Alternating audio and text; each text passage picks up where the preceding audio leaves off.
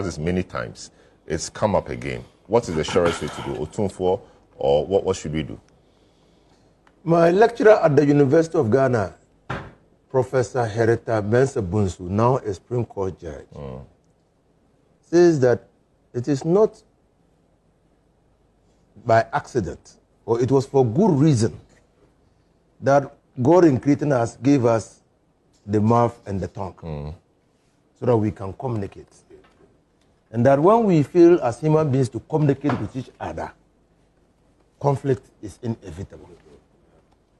So, and in talking to each other, you must identify the critical mass of people who want to change the status quo and use them as a catalyst for the change.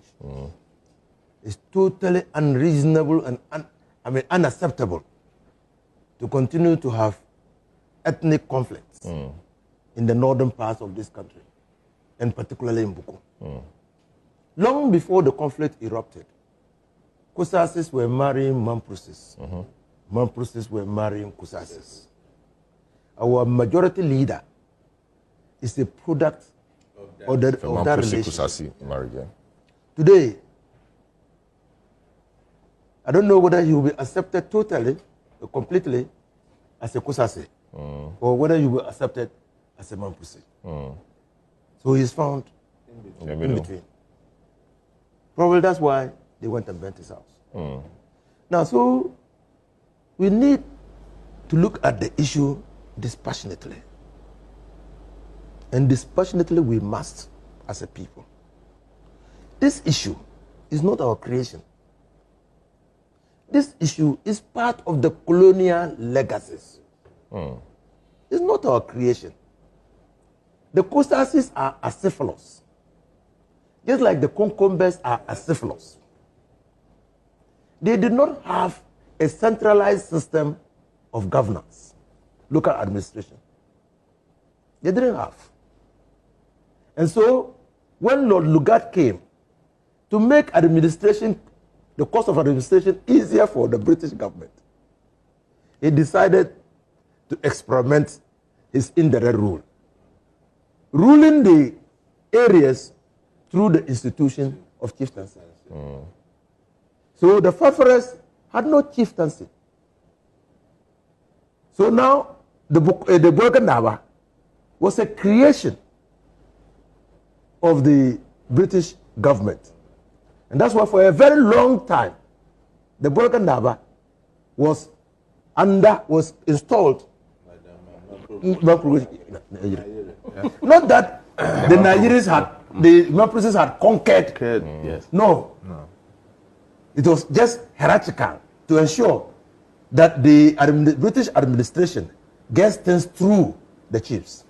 And the British administration was so powerful that if after installing the chief, and there's the story told in John Mahama's, the President John Mahama's hometown, where the chief disobeyed the district, they were called district commissioners then.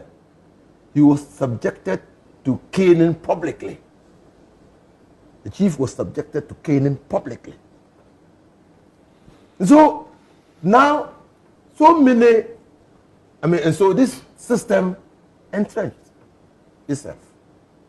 The Fafares are not fighting the Mamprusis because, in the case of BAWKU, the Mamprusi Nawa, Nayiri, did not install a Mamprusi chief. Because a Mamprusi chief in Bolga. In Bolga, yes. He made one of them a chief. But in the case of BAWKU, a Mamprusi is being installed. He brought a Mamprusi, and you can understand. Even that time, and Putin is right. If you watch the transatlantic slave trade, BAWKU was a commercial center, generating a lot of resources for this country. For this country, and even for locals. The chief there derived a lot of money through taxation. And so it was important for the resource of the Mamprusi Empire to have their local representative in the commercial capital of BAWKU for tax purposes. So you can understand why there was no Mamprusi chief in Bolga, because Bolga was not known. Bolga was not, it was not a commercial capital. Yeah. Okay? Well, a lot of things have happened. The Kusasis have grown big. In fact, in BAWKU, they outnumber the Mamprusis by far. Yeah. Now, even we as Ghanaians, when we were under British rule, the time came that we said, Enough is it's enough. So you see, there can only be one solution to this problem. Which is? A realization of the realities of modern day Ghana. And then restorative justice. And devolution of Power.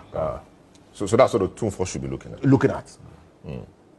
What is it that the Mamprusis will accept in order to let go Okay. of BAWKU? What is it that they will accept? Great. So because for a long time, they were keeping the reins and they are going to lose out. So what is it that they will accept?